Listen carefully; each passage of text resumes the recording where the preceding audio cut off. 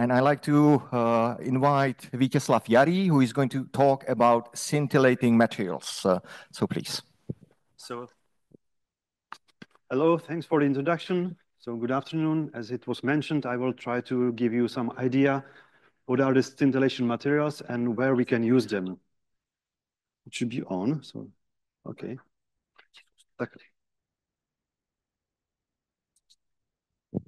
Okay, so I'll try to use this one. So let's see where it's going. So I'm coming from the Optical Materials Department, 27, which is supervised by Professor Martin Nickel. And historically, this department is mainly focused, but not only, to scintillating materials. So and these rich collaborations can be just mentioned here this slide. So we have not only collaborations in Czech Republic with academy and industry, but also many places around the world. So I can just mention Czech academic partners, which is like Charles University, Czech Technical University, or University of Chemistry and Technology in Prague. As Czech industrial partners, we can mention here Kritor company and Nuvia company. As for the European academic, we can mention University Milano Bicocca in Italy, University in Tartu in Estonia, or Poland, France. We are coming regularly to CERN, and also Belgium. And away from Europe, I would like to mention very rich and long-lasting collaboration with Tohoku University in Japan, in Sendai, or Shanghai Institute of Ceramics in China. So my presentation, we will divide it into several parts, first of which will be very introductory. It will be about luminescence and scintillation. I will try to define what it is, what we are talking about. Then I will try to explain what are the properties of materials. Then I'll give brief several examples. And the main topic will be applications, because it will be maybe the most interesting for you. So this is very famous picture, so it's maybe a little bit of shame to show to all of you because you know it much detailed, but let's say that visible spectrum is just very small part of this total electromagnetic waves. So the disadvantage of any other kind of radiation is that we don't see it by eyes, so we need to use some indirect method to make it visible for us. So if I go to higher energy from visible light, so we can have ultraviolet light, X-rays, and gamma rays.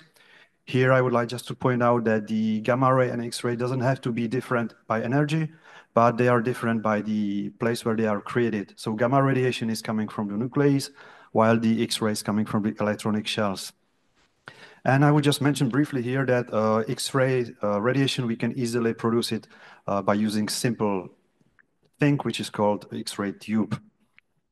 So very brief repetition. Again, you know, most of you this. So let's briefly talk about ionizing radiation. So it's not correctly called radioactive, because radioactive is a material which then can produce ionizing radiation. And we call it radiation ionizing because it can produce ionizations in the matter. So very brief repetition. So alpha particles, they are just a nucleus of helium. Beta plus, beta minus are electrons. They are a little bit more penetrating than alpha particles. Alpha particles are those who are less penetrating, so they are really dangerous for us only if we get them inside. Gamma radiation is photonic radiation, which is very penetrating depending on its energy. And very specific are neutrons, because they don't interact with the electrons. So the probability of detection depends on the cross-section by interaction with nuclei. Oh, and that's why, for example, water is very suitable for neutron capture. So luminescence, again, this is the word which everybody knows somehow. So it was used already at the end of 19th century by this professor. And he described it as an all phenomena where the emission of light is not connected to temperature increase. So that's why sometimes you can hear that luminescence is called cold light. On the other hand, in contrast, in incandescence, which is warm light. So as an example, let's talk about the light sources we have in our homes. So the old classical tungsten lamp is typically incandescent light because the light is connected with the temperature increase, while the white LEDs, which we use nowadays mostly in our homes, they are cold light based on luminescence. There is some definition by Vavilov, which is a little bit more precise. So he defined it as the excess of radiation, which is emitted by a body over thermal radiation, which is a final duration which is like exceeding the period of light oscillations, but it's not that important for us now.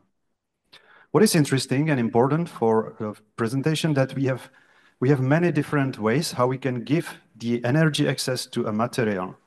So, and based on that, we can divide several groups of luminescence. So I'll start with the easy one, which is photoluminescence, and this excitation is given by electromagnetic waves. So very good example of this is white LED lamp, which we have at homes, for example. If I put the energy to a matter by ionizing radiation, then I call it radioluminescence, and it's based for scintillator operator. So I will briefly talk about it later. Chemiluminescence, the excitation is given by the chemical reaction. So if you go with your kids or with your friends to musical festival, you can get this light stick. And this is very good example of chemiluminescence. Bioluminescence is a little bit similar to that, but the excitation is released during the chemical reaction in organism. So this very beautiful firefly is the example of bioluminescence. Triboluminescence, it's a bit obscure thing because it's where the excitation is given by the mechanical deformation. So what you can try to do at home is to take the sugar cube, go to somewhere where it's very dark, wait a few minutes, and then to squeeze the cube, and it will release some light in blue region. Sonoluminescence is the excitation given by sound energy, and electroluminescence, which is basically the principle of any LED working, it's excitation given by electric current. By the way, LED is nothing new. It was already published in 1908, I think, or very early. So now if we know these basic things, so we can easily, or we can try to define what is the scintillating materials or scintillator. So it's any kind of material which can absorb the high energy radiation, for example, photons, and by some difficult mechanism to transfer it into a group of visible photons or UV photons. Why is it good? It already was clear from the very beginning of the usage. So when Röntgen discovered the X-ray radiation, he immediately realized that to use X-ray directly to photo paper or photodesk was very inefficient because X-ray is very much penetrating. So he immediately started to use powder of calcium tungstate. So the calcium tungstate worked as a scintillator. It's transformed the ionizing radiation X-ray into visible light, and then visible light is much better for making the picture on photographic desk. So what is the process or how it works? At least I'll tell you in basics. So there are 3 stages of scintillation, first of which is called conversion. So when we stay with the photons radiation, so we have a lot of interaction with high energy photon and matter. And the result of this are a lot of electron and holes, which are thermalized. So at the end of this stage, conversion, which is very fast, few picoseconds, at the end, we have electrons on the top of the conduction band and holes at the bottom of the valence band on the top. So the second stage is called transport. So it's a critical stage for us because these charge carriers can be transferred through the materials and they can be trapped. And it's something I don't want. When I want to work with scintillators, it's something I really don't want because I'm losing time, I'm losing light. But guys who are working with those materials, they of course need these traps and they are designing them as they need. And if I'm lucky at the end of this process, at the end of transport, I can get the luminescence process. So it's already emission of the light. And if I already had the light, I need to use some mechanism to transfer the light into electrical current because it's much easier nowadays to work with that. Even if you go to a doctor to go to X-ray check, you will not probably see the photographic desk, but the picture will be already in the computer. So how it works, very briefly. So I have the scintillating crystals, and in the crystal, UV light or visible light is created, and it enters the photocathode of photomultiplier. So this device is called photomultiplier, and from this photocathode, primary electron can be released, and then can be focused and like accelerated by different electrodes, and there is like avalanche of more and more electrons. So at the end, I can have very quickly measurable electrical signal out of one photon. So what are the forms of scintillating materials? So one of the best are single crystals, but they are very difficult to grow. It's very expensive, it's time consuming, but they are very perfect. They have less defects. Or I can have microcrystalline powders, which are more cheaper, And what is good advantage that I can prepare even materials which has very high melting point, which is not accessible by crystal growth. Or we can have materials in the form of thin layers. So they are interesting in the terms of spatial resolution. So I can have layers under 1 micron. Optical ceramics are quite hot topic nowadays because they can be competed, or they can be like competitors to the best single crystals and nanomaterials. But nanomaterials will be just for one completely separated presentation. So I will not talk about it today. So now we know what are the scintillating materials. So let's just briefly talk on the properties I need from them. So of course, I would be interested in the scintillation light yield. It means how much light can be really released. It's connected to overall efficiency.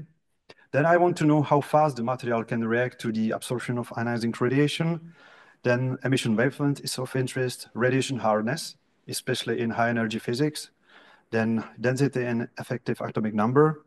And for some compositions, especially for neutron detection, I want to use some isotopes which has a high cross-section for neutron capture.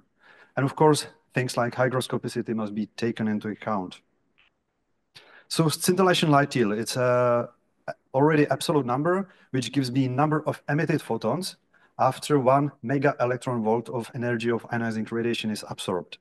So how it works, I have a setup in which I can use my single crystal or my material to measure pulsar spectra, for example, cesium.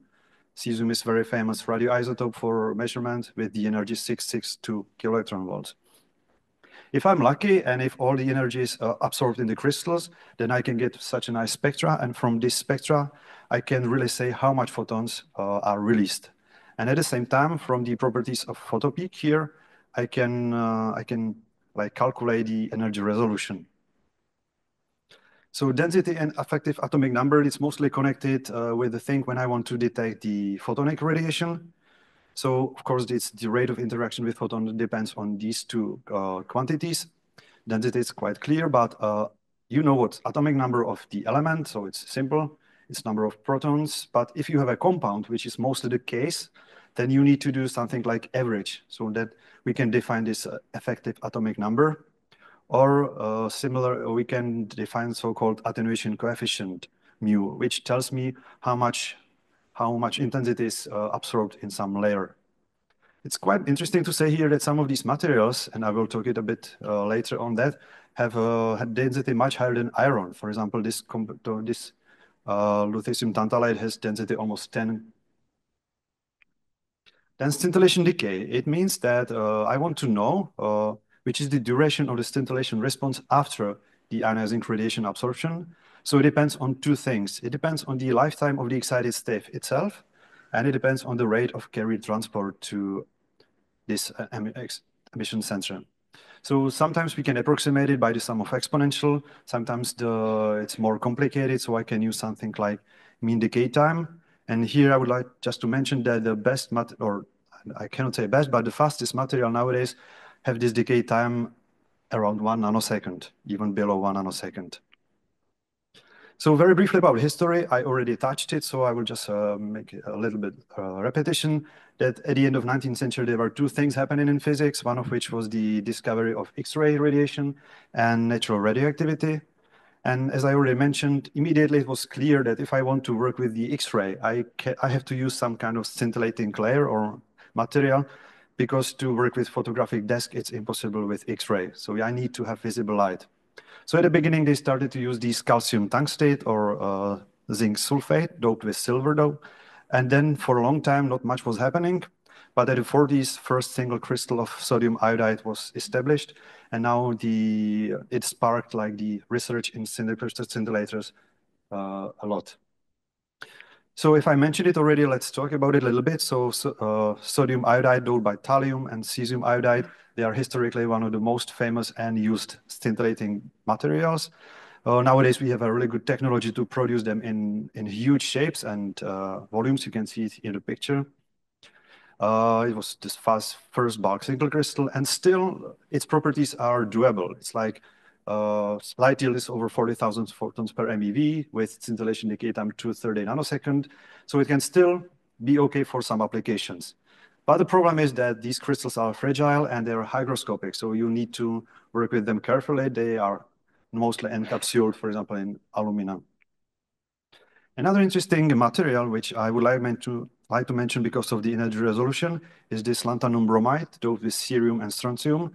So it's the best material nowadays in the terms of energy resolution. So it means if we have a good energy resolution, we can think about working in spectroscopic region.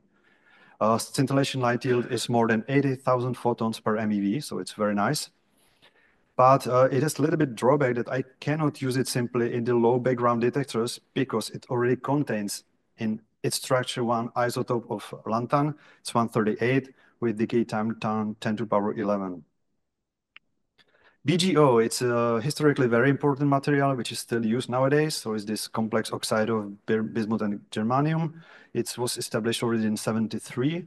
And it's a very nice for the high density and effective atomic number. It has very high radiation hardness and mechanical stability. What is a little bit drawback that the scintillation light yield is not the best, just few thousand photons per MeV. And this leads me to this material, which I will talk about much more later in the applications, but it lead tungstate. So it's a complex, let's say, contains lead and tungstate. So the density is very high. It's 8.23. At the same time, very high effective atomic number. And together with its fast decay time in orders of few nanoseconds, it was chosen for one of the detection system in CERN. So it's suitable for detection of high energy particles. The biggest drawback of this material is that it has very low scintillation light yield. But if we take into account that we are working with the highest energy ever produced by humans, then this light yield can be compensated by this high energy. So then we have a very modern group of oxyordosilicate, so it can be with lutetium, gadolinium, yttrium. Then we have very nice words for that, LYSO, LGSO. So they are excellent for detection photons because of, again, high density and effective atomic number. They are really fast in their decay, like 50 nanoseconds. And scintillation light yield can be approaching 40,000 photons per MeV. Similar group are the spirosilicate of lanthanum and gadolinium. It's interesting that pure GPS, so pure pyrosilicate of gadolinium cannot be growth because it's melting non-congruently. So if you put a little bit amount of lanthanum, then you can grow very nice crystals. And what is interesting about these is that they have very high thermal stability of the luminescence. So it means that luminescence is not somehow decreasing with increasing temperature. And I promise last slide on materials, and then we will turn our attention to applications. But I cannot not to mention these garnets. So you know probably YAG, which is yttrium aluminum garnet, or lutetium aluminum garnet, or the most advanced ones. So the garnet comes from the structure of Czech gemstones. They are called garnets. They are very famous for high stability of emission up to very high temperatures. But it was found out that the light yields are not that high as expected because there were some natural occurring defects in the structure, but it was somehow managed to optimize it. So today we have GAGG, single crystal, which is in the oxidic family, one of the best up to date, with light yield reaching 60,000 photons per MeV. And I would just mention here that officially YAG is one of the most optical material used because you have YAG in basically all white LEDs as a white phosphor, and also YAG with neodymium is one of the most famous solid-state laser. Okay, so let's move to the second part of the presentation, which will be more about the applications. So the first group of application is connected to oncology or just medical imaging. So you've heard, all of you, about computed tomography. So it's just a little bit better than X-ray. I mean, it's just X-ray, but you can take the picture of the patient from many different sides and angles. So if you place the patient into this gantry, then you have the X-ray tube, and at the same axis you have the detector, and then you can rotate around the patient, either like in circles or in helix, and obtain 3D picture of the patient. It has two, let's say, disadvantages, one of which is that it's still quite high radiation dose to a patient, and the other one is that it's not very sensitive to, let's say, soft tissues. So, but on the other hand, it's the fastest way when there's some, like, for example, car accident, is the fastest way how to see what's going on in the patient. So far, we don't have anything better. So positron emission tomography, it's another medical imaging technique which already requires the patient to be inserted into his bloodstream radiopharmacum. So very often it's some glucose, which is marked with the 18th floor. And then glucose is known to be a source of energy for cells, and cancer cells has very high metabolic activity. So it means that these cells, they need a lot of energy, and it means that this glucose which you put into patient is somehow going to these places. And then when the 18th floor is decaying, so because it's positronic emitter, a positron is created in the patient. Of course, positron cannot long exist in the patient, and it immediately finds some electron. And there are 2 gamma photons being created with defined energy 511 kiloelectron volts. And even better for us, they must be flying from each other on a line. It can be shown from law of conservations. So then if you place the patient again into some circle system of detectors, so here you can see it, and if you will detect these 2 511 kiloelectron photons in coincidence, then you can quite precisely know where is the decay happening inside of the patient. And at the same time, if you manage not only to say that in detector A and B there was some coincident measurement, but if you can say what is the time difference between first and the second photon, then you can make the let's say imaging much more precise. And this addition is called then positron emission tomography with time of flight. It's quite hot topic nowadays. So the last medical device I would like to briefly mention is radiophotodynamic therapy of cancer. So in this therapy, you have a nanocomposite materials with a size in few tens of nanometers. And this composite is absorbed by the tumors due to some enhanced permeability and retention effects. Then you have the patient X-rayed. So the energy of the X-ray is deposited in scintillator. It gives its emission light. And this emission light is transferred to photosensitizer. And this photosensitizer can produce something which is called single oxygen. And it's a species which is famous to be very cytotoxic. So it means that it can kill the tumor cells.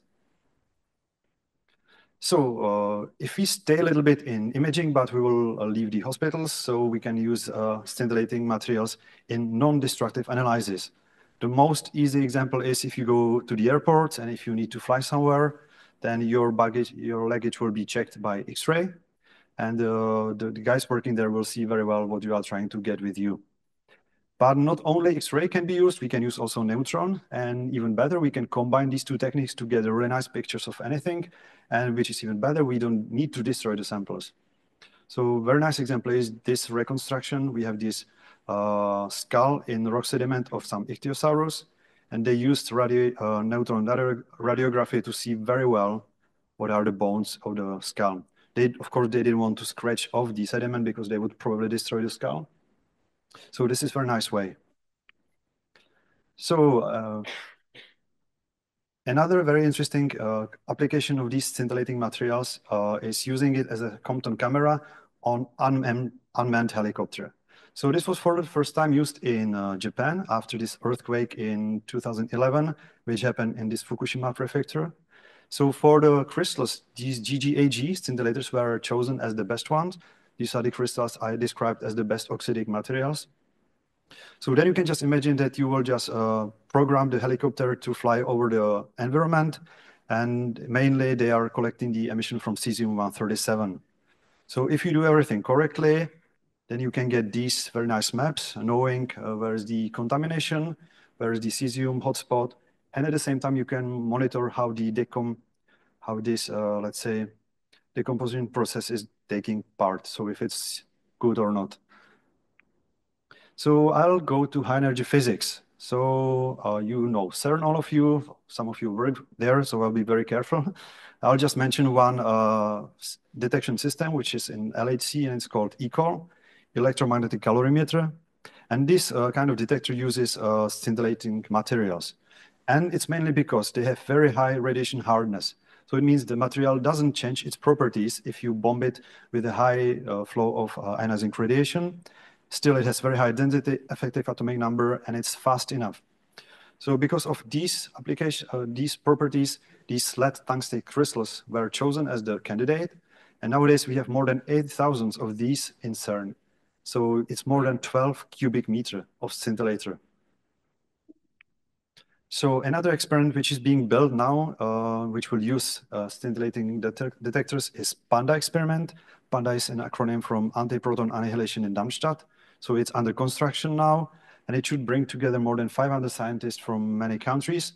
And they should be based on anti-proton-proton collisions.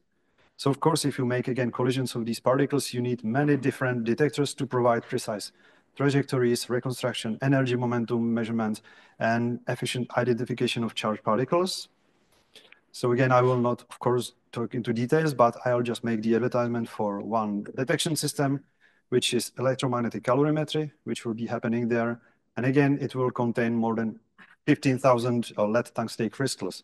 It should be like 20 centimeters length, and they should be optimized to have even much twice higher light yield compared to the ones used in CERN.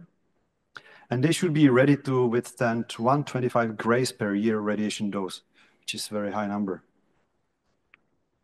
So another very interesting experiment which uses scintillator is ice cube. Maybe you heard about that, some of you again. I think it was mentioned here last science lunch as well. So you can imagine that you have 1 cubic kilometer of ice as a detector itself. And it should be aimed to search for neutrinos from exploding stars or many other events. Again, it has huge, let's say, collaboration of many institutions, and it should be based on neutron astronomy, cosmic ray physics, neutrino physics, dark matter, but also glycology. So how does it look like? Basically, you got really 1 cubic kilometer of ice, which is peaked by many different light sensors or digital optical modules. And on the top of that, on the top of all these experiments, there is a very special station, which is based on scintillators and silicon photomultipliers.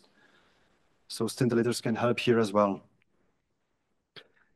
This I will just briefly comment because when the paper was created and when we were taking this information, some situations changed in politics and policy, so it's not completely correct. But just let's ignore this for a while, and I will explain just the physics. So there is some space mission, which is called Bepi Colombo, and it's on Ariane 5 rocket, should go to space, or it's already in space, and it should be around Mercury in 2025. And the goal of this device is to monitor the, let's say, chemical composition and element identification on the surface of the Mercury. So there are two, let's say, two detectors, one of which is for gamma. So it's scintillator based on gamma spectroscopy. And at the same time, we should be able to collect the neutron spectroscoper. And for the scintillator, they chosen cerium bromide crystals. And for neutrons, they chose 3 helium counter or still band scintillator. So there are two sources of gamma lines. So it's either from the radioisotopes themselves on the surface, like 40 potassium or 232 thorium, or there are gamma lines being produced by a hit of cosmic ray. So I just very briefly explain why the scintillating crystal was chosen, because obviously for the energy resolution, the best would be to take the high purity germanium detector, but it's not the thing you want to take to space. It's not that easy. So they chose a scintillating crystal, which will be at least comparable in the terms of energy resolution, especially in the emission region or energy region where we expect these radioisotopes of interest. Very briefly, it was touched here last science lunch, so I will just again describe the detectors. I'm not expert on these kind of physics, but search for neutrinoless double beta decay. So you know that we have a beta decay in nature. Maybe you know that there's already existing double beta decay and it's observed in nature, but it's a very rare process because it's an interaction of second order. But it was described already in the 30s by this lady. She was, by the way, the second lady to obtain Nobel Prize in Physics. And nowadays we know 11 radioisotopes with decay time 10 power to 18 to 10 power to 24 years, which can undergo this double beta decay. But theoretically, already in 30s, it was like predicted there might be even double beta decay, but without emission of neutrino. So what would it mean? It will be a hypothetical nuclear process in which you have two neutrons transform into two protons, but without any emission of neutrino. So this would only be possible if neutrinos are like of non-zero mass, and it will be only possible if they are their own antiparticles. So what is it? Why is it interesting? Because if this would be confirmed, that would be one of the first processes which would be beyond the standard model, because it would be violation of one of the basic law. Again, I'm not the expert, so I will just briefly describe a few experiments which are working with this kind of physics. So first of them is so-called AMORE, which is acronym for Advanced Molybdenum-Based Rare Process Experiment. So they are working with the 250 kilogram of scintillators based on calcium molybdenate, and it's enriched for isotope 100 molybden, because this is one of the isotope which can undergo this double beta decay. So it's located in South Korea, 700 meters deep. The other one is so-called Cuore, so it's located in Italy. So they are using different scintillating crystals based on tellur oxide. And it's quite interesting here because they want to operate it at a very low temperature. So they have 1 cubic meter of detector at 10 millikelvins. So to our best knowledge, this is the coldest 1 cubic meter in the known universe. And just to give you some idea, if they want to detect such rare event, they need background of the level like 10 minus 2 count per kiloelectron per year per kilogram. So you can imagine this is very difficult topic to achieve. So this is located in Gran Sasso in Italy. And two last, one of them is candles. So it's based on calcium fluoride. So again, they have 96 pure scintillating crystals of calcium fluoride because 48 calcium is double beta emitter. And what is a great advantage of this experiment is that decay energy of calcium is very high. It's very advantageous for background issues. So this is located in Kamioka Underground Laboratory in Japan. And the last one I would like to mention briefly is again located in Italy. And maybe explain here why Italy Gran Sasso. There are two reasons for that, because the laboratory is very deep underground. It's 1.4 kilometers. So you have a huge cosmic ray reduction by 10 power to 6. And at the same time, these mountains are known to have low amount of uranium and thorium. So you don't have that big problems with the background natural.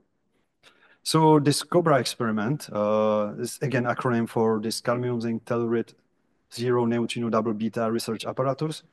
It already contains 9 radioisotopes which can undergo this double beta decay. And the last application I would like to talk about very briefly is using scintillating detectors for prediction of earthquake. Maybe it doesn't sound connected, but I'll explain. So you have a radon, which is a radioactive gas, which is in the underground waters.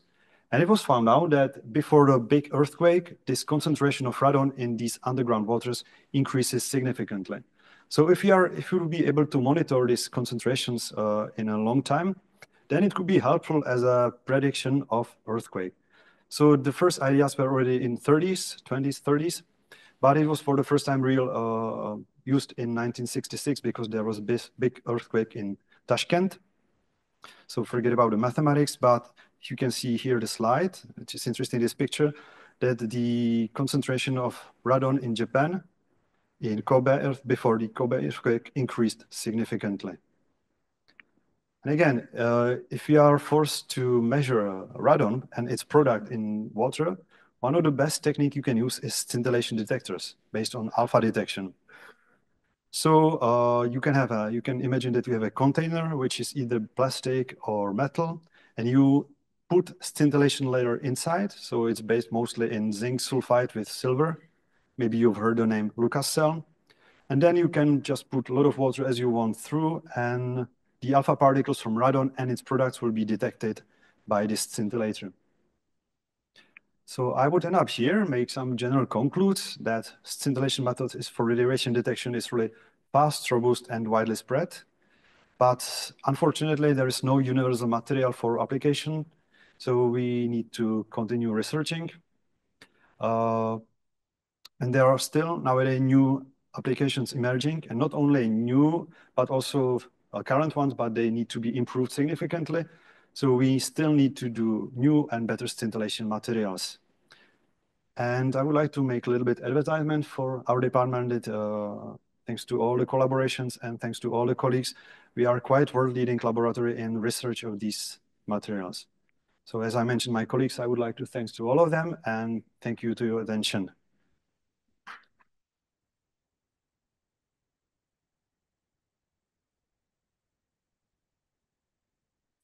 Thank you very much for a fascinating talk. So now you can ask questions. Is there someone who wants to start, or I should warm up?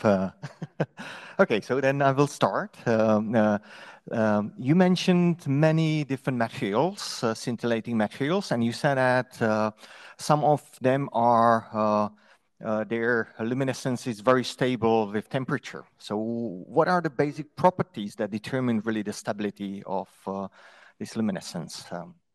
Okay, so there are two things as for the temperature. So the material itself chemically must be stable enough at higher temperatures. And then if I have a luminescence, it's always happening between two levels. So one excited level and the other one is ground state. And if I'm in a position that the excited state is very close to the conduction band, then it can happen that with increasing temperature, I will lose the possibility to get the emission because the electrons will simply thermally go to conduction band and I will lose this light. So it's called thermal quenching of luminescence, and it's quite a topic for some materials. So if I want to apply some scintillators at high temperature, I must be sure that the luminescence will not decrease with high temperature. And are there any like materials technique how to improve this? Because I suppose this like quenching temperature is matter of the, let's say, energetic levels in the material. It doesn't depend that much on the preparation of the materials. Okay, not even the size. You said that you will not talk about that, but if you go for nanomaterials or nanostructuring, it's much more complicated. So I would rather not talk about that too much. Okay, thank you. Oh, there is a question. I do have a question regarding the timing of the scintillating detectors. So you were talking about is one of the main aspects of the scintillators that they can be fast, or that's the desired property. So what is the current material which is, behaves the fastest and can be used? And are there any, what are the prospects in the future? Was the development towards, having faster and faster? And is there any limitation to the time? Okay, thank you very much for the very good question. The fastest scintillating materials nowadays are in the units of hundreds of picoseconds, but it's always for the price of light yield, mostly. So it means that you can have something which is very fast, but at the same time, it will most probably not very bright. And there are a little bit different processes, how you can obtain this fast emission. For example, cross-luminescence, which is happening by a little bit different mechanism, or it's a luminescence from some compounds like zinc oxide, or for example, gallium nitride, where the emission is of a little bit different origin. That's why it's so fast. But mostly the problem is that you don't get that much light out of this emission. But as you mentioned it, one of the topic nowadays, hot topic, is this positron emission tomography with time of light, where they want to achieve time coincident resolution 10 picoseconds. So to my best knowledge, we are at the levels of 80 picoseconds right now. And they've got a prototype in CERN. And if you put your sample there and they will measure 10 picoseconds, they will give you €1 million. So you can try to work on that. Yeah, I have a question because at one place you mentioned calorimetry as an application, but I didn't get quite well how it works because for me calorimetry is energy measurement. So does it mean that your number or I don't know character of the photons induced by the decay depends or is linked to the energy to the incident energy, or how should I understand this term? Okay, so it's probably connected to this slide. As this ECOL electromagnetic calorimetry is used in CERN in using these crystals. So there, in this particular application, it's not spectroscopic. So I'm just collecting the light which is being created by the interaction in these materials, because these materials, as I mentioned, have very high density and they are radiation hard enough to withstand. And I'm getting the 3D information because I have 80,000 of these crystals. And all this crystal has its own little photodiode. So then I have a 80,000 photodiodes in space, and I can obtain the information about interaction, any kind of radiation which is happening inside these materials. Is it? Yeah, but then this is some spatial information, right? Yes, but then if you put all the information, because this is not the only detector there are a lot of other detectors nearby. So this is just one information you can get from that. So the calorimetry is done on some other principle, right? What these crystals do, they really absorb this high energy radiation in any form. It doesn't have to be photons, it can be any kind of particle. And we just collect this light which is created inside these scintillators. But if you use many of the crystals, then this 3D distribution of the light can give you some information. Okay, thank you.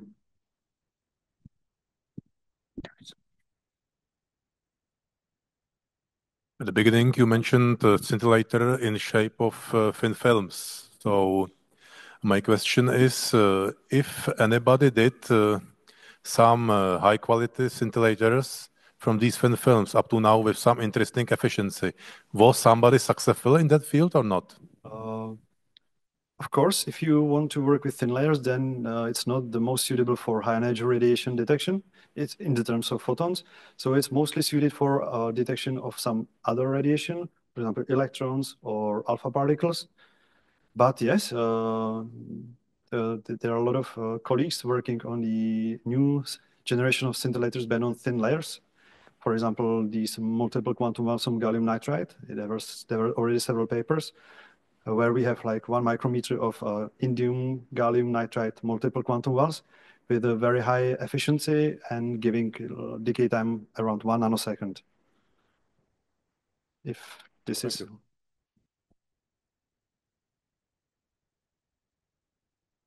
Any other questions? So let me ask you about the applications. So you mentioned number of applications. Do you see, from the research perspective, any other options for the applications? These are really like, most of them are really on the market. But is there anything that's in fundamental research that potentially, where scintillators might be potentially used? Well, it's a very tricky question. I think one of the most advanced research is being done because of this medical imaging. It's a very hot topic. By the way, yesterday I took part in a presentation at Jaderka. They talked about radiation oncology, and they are using very smart scintillation detectors to combine magnetic resonance and proton therapy.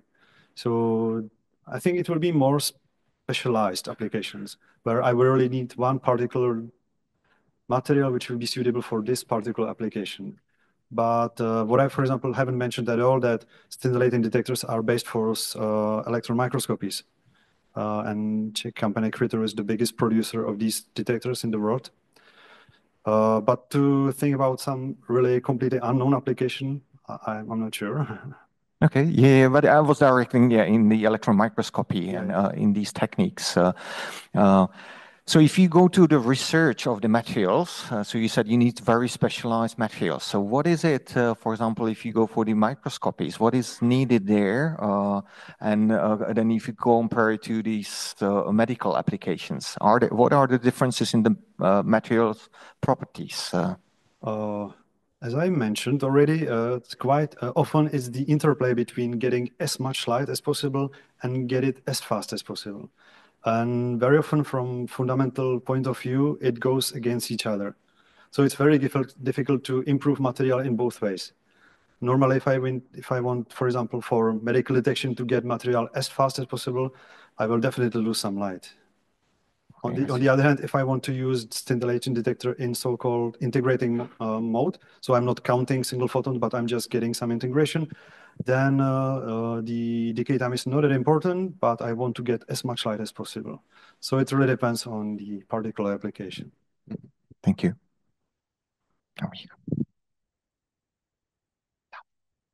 So you spoke mainly about the anorganic scintillators, but there is a huge field of organic scintillators.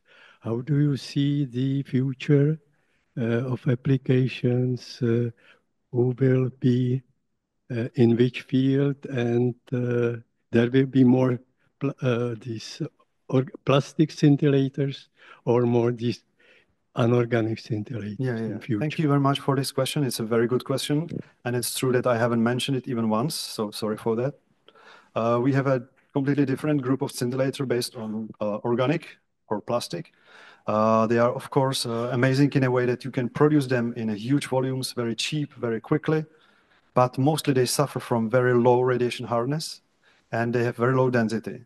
So they are definitely not very suited for high energy detection, but they have a lot of application, for example, if you want to detect electrons or even gases. So you can have for example, there are some groups in the world who are working on a creation of xerogel, which will be based on scintillating detectors, and they will put just radioactive gas through that, and they will get information on the gas. But these plastic scintillators, they are for very specific application as well, because as I mentioned, they suffer from radiation hardness. They don't withstand high energy radiation because they will change completely their properties.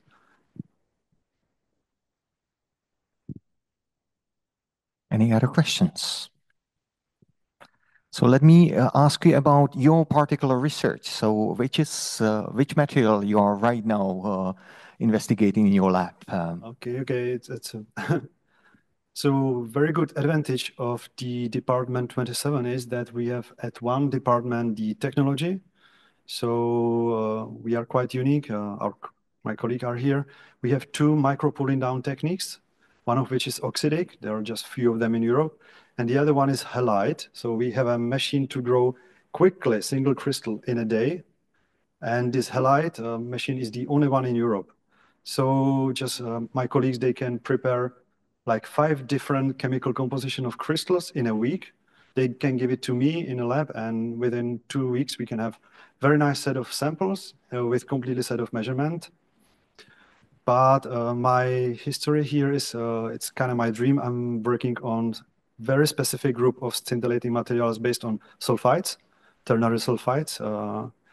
It will be for the first time in the world if we manage to produce really quality single crystal of these materials. So one of my topic is this bulk single crystal scintillators in the form of sulfides, as to reply.